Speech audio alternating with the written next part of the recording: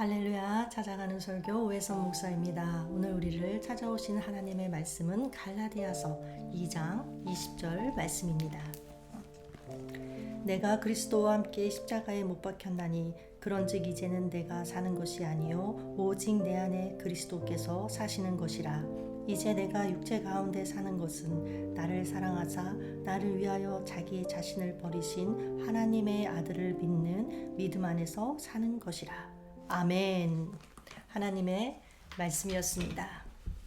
예수 그리스도를 구주로 영접했습니다. 그래서 내 안에 성령님이 계심을 믿음으로 고백하면 어떤 일이 일어날까요? 예수님께서 나의 삶에 실질적으로 개입을 하십니다. 그런데 이상한 일은 많은 그리스도인들이 자신의 삶 속에서 예수님의 개입과 간섭하심을 전혀 경험하지 못하고 살아간다는 것입니다. 내 삶 속에 예수 그리스도께서 들어오셨다면 그 흔적이 나타나야 하는데 전혀 그렇지가 않습니다. 그렇다면 어째서 우리의 말과 행동에 그리고 우리의 삶에 예수님의 흔적이 나타나지 않는 걸까요? 심지어는 믿음이 좋다, 열심히 있다 하는 분들 때문에 주변 사람들이 상처를 받고 또 교회가 시험에 드는 일도 벌어집니다. 그 이유가 무엇일까요? 바로 나 자신, 자아의 문제 때문에 그렇습니다. 성경을 보면 예수님이 그 자리에 함께 계셨는데도 불구하고 아무런 역사가 일어나지 않았던 경우가 몇 군데 나오고 있죠. 그 중에 하나가 바로 가나의 혼인잔치입니다. 예수님이 가나의 혼인잔치에 초대를 받아 가셨습니다. 그런데 잔치집에서 포도주가 떨어졌어요. 그 자리에 예수님이 함께 계셨는데 중요한 잔치 음식이 떨어져서 난감한 상황이 된 것입니다. 우리의 삶도 마찬가지입니다. 우리 안에 예수 그리스도를 모셨으니까 풍성한 축복으로 가득 차리라 기대하지만 그렇지 못합니다. 주님은 나를 도와주시고 인도해 주시는 분이라고 하는데 전혀 그렇지 못하다는 거예요. 왜 그럴까요? 자, 잔치집에 초대받아 가셨던 우리 예수님을 한번 볼까요? 포도주가 떨어지는 것을 알면서도 예수님은 아무 일도 하실 수가 없었습니다. 왜? 손님이시니까. 그저 초대받은 자리에 앉아서 내오는 음식을 대접받으며 계셔야만 했습니다. 그런데 예수님의 어머니 마리아가 예수님께 포도주가 떨어졌다고 말했고 하인들에게 이분이, 그러니까 예수님이 시키는 대로 무엇이든 하라 라고 일렀습니다. 그리고 그 하인들이 예수님이 명하신 대로 순종했을 때 물이 포도주가 되는 기적이 일어났습니다. 바로 이것입니다. 우리가 예수님을 영접했어도 예수님을 단지 손님으로 모셨다면 가나의 혼인잔치 집에서처럼 우리 삶에 포도주가 떨어지는 일이 일어날 수 있습니다. 그러나 예수님이 내 인생의 주인이 되셔서 우리에게 명하시는 위치가 되고 우리가 순종하면 그렇게 되면 문제는 달라집니다. 우리 삶에 예수님의 역사가 나타나지 않고 예수님을 경험할 수 없는 이유는 예수님을 모시고 살면서도 내 마음대로 내 고집대로 살려고 하기 때문입니다. 교회에서 열심히 있는 교인들이 오히려 교회를 어지럽게 하는 것도 마찬가지 이유죠. 사도 바울은 빌립보서에서 이렇게 말했습니다.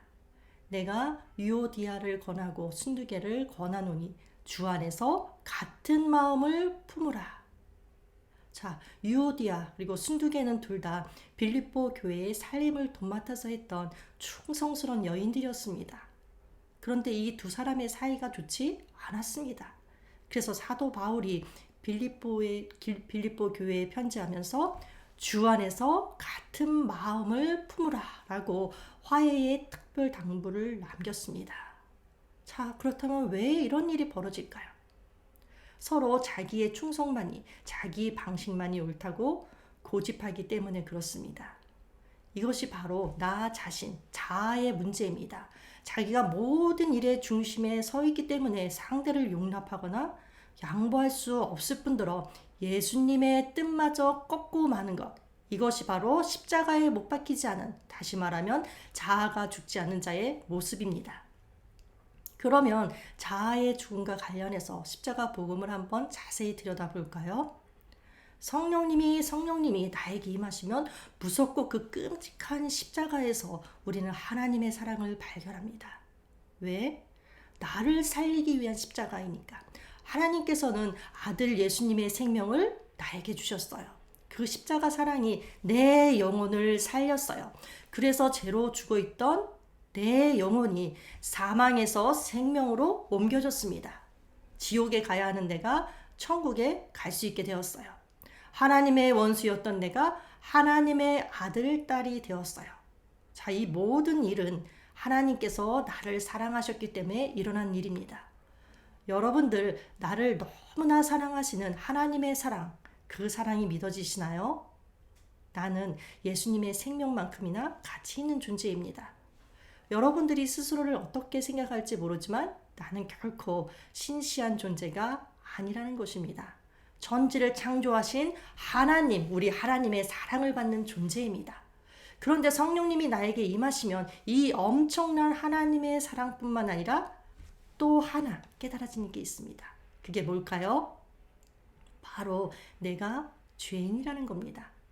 십자가의 예수님을 바라보는데 왜 내가 죄인이라는 것이 깨달아질까요? 예수님께서 왜 십자가에서 돌아가셨나 생각해보면 금방 알 수 있습니다. 죄인인 나를 죄에서 구원하기 위해서입니다. 성경은 말하고 있죠. 모든 인간은 죄인이다. 이것은 우리 인류의 조상인 아담에게까지 거슬러 올라가야 합니다. 아담은 하나님께서 먹지 말라고 하신 선악과를 먹었어요. 하나님께서 아담아, 네가 왜 선악과를 먹었느냐 물으셨을 때 아담은 잘못했다고 하지 않고 핑계를 댑니다. 하나님께서 저에게 주신 저 여자 하와가 먹으라고 해서 먹었습니다. 그래서 죄인으로 낙인 찍히고 에덴 동산에서 쫓겨납니다. 그 이후 아담의 후손으로 태어나는 모든 인간은 죄인으로 태어나게 됩니다. 그러니까 모든 사람이 죄인이라고 말할 때 그것은 누구나가 다 조금씩은 죄를 지었다라는 것을 말하는 것이 아니겠죠. 인간이 범죄함으로 인해서 아무런 소망이 없음을, 절망적임을 말하는 것입니다. 인간의 상태가 절망적이라는 전제가 없다면 구원받는다는 말의 의미가 그렇게 선명하게 다가오지 않을 것입니다. 자, 그럼 여러분들에게 한번 물어볼게요. 내가 죄인이라는 거 솔직히 마음에서 인정되시나요? 성령님이 나에게 임하지 않으시면 내가 떠올릴 수 있는 죄란 고작 내가 조금 거짓말한 것, 누군가와 싸운 것, 이 정도밖에는 안 떠오를 것입니다. 그래서 솔직히 나는 죄인이라는 사실이 그렇게 와닿지는 않는다. 그렇다면 아직은 하나님의 깊은 사랑을 모르는 것입니다. 왜냐하면 하나님 앞에 내가 얼마만큼의 죄인인가, 얼마나 절망적인 존재인가 깨닫는 만큼 그에 비례해서 하나님의 사랑이 나에게 채워지고 체험되기 때문에 그렇습니다. 죄가 더한 곳에 은혜가 더욱 넘친다는 말씀이 있죠. 죄에 대해서 예민한 영성을 갖고 내가 하나님 앞에 얼마만한 죄인인지 깨닫는 만큼 그것이 크면 클수록 은혜가 더욱 넘친다는 것입니다. 그러면 죄에 대해서 깊이 깨달은 사람, 죄에 대해서 아파할 줄 아는 사람이라면 십자가를 바라볼 때 누가 보일까요? 십자가에 달리신 예수님만 보일까요? 아닙니다. 십자가에 달리신 예수님과 함께 십자가에 못 박혀 있는 나 자신을 발견하게 됩니다. 오늘 본문 말씀이죠. 내가 그리스도와 함께 십자가에 못 박혔나니, 마땅히 내가 죽어야 하는데 예수님께서 나 대신 죽으신 것이 아닙니다. 예수님과 함께 죄인인 나 또한 십자가에 못 박혀서 죽었습니다. 죄인인 나는 예수님과 함께 죽었기에 그런즉 이제는 내가 사는 것이 아니요 오직 내 안에 그리스도께서 사시는 것이라. 나라는 사람은 죽고, 즉 나의 옛사람은 죽고 이제는 새 사람이 되어서 그리스도가 내 안에 사시게 되었습니다. 그래서 새 사람이 된 나는 어떻게 살아야 하느냐? 이제 내가 육체 가운데 사는 것은 나를 사랑하사 나를 위하여 자기 자신을 버리신 하나님의 아들을 믿는 믿음 안에서 사는 것이라. 아멘. 예수님을 믿는 믿음 안에서 살아야 합니다. 믿음 안에서 산다는 것, 그것은 곧 순종의 삶을 말하겠죠. 내 인생의 주도권을 예수님께 내어드리는 것을 말합니다. 우리는 예수님을 구주로 고백하는 순간 예수님과 함께 십자가에 못 박혀 죽었습니다. 내가 그리스도와 함께 십자가에 못 박혔나니. 자, 못 박혔나니 수동태이죠. 이것은 즉 내가 어떤 행위를 하지 않아도 믿음의 고백만으로 예수님과 함께 나의 자아가, 옛사람이 죽는다는 것입니다. 그러나 우리는 아직 육신의 한계 가운데 살아가고 있기에 순간순간 옛사람이 다시금 올라오게 됩니다. 그래서 그리스도가 내 안에 살고 계심에도 불구하고 순간순간 모든 일의 중심에 나 자신이 서 있을 때가 얼마나 많은지 모릅니다. 예수님을 주인이 아니라 손님으로 취급하는 거죠. 그래서 내가 아무것도 하지 않고 믿음의 고백만으로 옛사람이라는 나의 자아가 십자가에 못 박혀 죽었다면 그 다음에 나 스스로 해야 하는 일이 있습니다. 그게 무엇일까요? 갈라디아서 5장 24절의 말씀이죠. 그리스도 예수의 사람들은 육체와 함께 그 정욕과 탐심을 십자가에 못 박았느니라. 자, 못 박았느니라. 능동태입니다. 이것은 곧 내가 해야 하는 일이라는 것입니다. 그래서 바울은 이런 고백을 했죠. 내가 날마다 죽노라. 이것이 바로 믿음 안에서 사는 삶입니다. 그래서 그리스도인들의 옛사람의 죽음에는 두 단계가 있습니다. 먼저는 내가 아무것도 하지 않고 믿음의 고백만으로 예수님과 함께 십자가에 못 박혀서 옛사람이 죽는 단계입니다. 그리고 그 다음에는 그 옛사람이 다시 살아나지 못하도록 나는 날마다 죽노라 하는 바울의 고백과 같이 내 정욕과 탐심을 나 스스로 십자가에 못 박아야 합니다. 그래야 순종의 자리 그리고 믿음 안에서 사는 삶으로 나아갈 수 있습니다. 그런데 만약 내 힘만으로 노력해서 순종하려고 하면 힘들어서 못할 것입니다. 예수님 힘들어요. 주님이 하라는 대로 하려고 하니까 죽을 것 같아요. 이렇게 힘들다 어렵다는 소리가 절로 나올 수밖에 없습니다. 노력해서 순종하는 데는 한계가 있습니다. 그래서 우리 주님은 우리에게 노력하라고 말씀하지 않으시고 정욕과 탐심을 십자가에 못 박았느니라. 즉 죽으라고 하셨습니다. 사사기를 보면 이런 표현이 잘 나오죠. 그때에 이스라엘의 왕이 없으므로 사람이 각각 그 소견에 오른 대로 행하였더라. 내 생각에 오른 대로 사는 것, 이것이 자아가 벌이는 일입니다. 요즘처럼 모든 것이 나를 중심으로 돌아가는 세태에서는 자기 생각대로 사는 것이 소신 있고 또 줏대 있는 당당한 삶이라고 할 것입니다. 그러나 성경은 이것을 그러니까 자기 생각에 옳은 대로 행하는 것을 죄라고 합니다. 하나님의 뜻이 아닌 자기 생각이 옳다고 여기는 것은 죄입니다.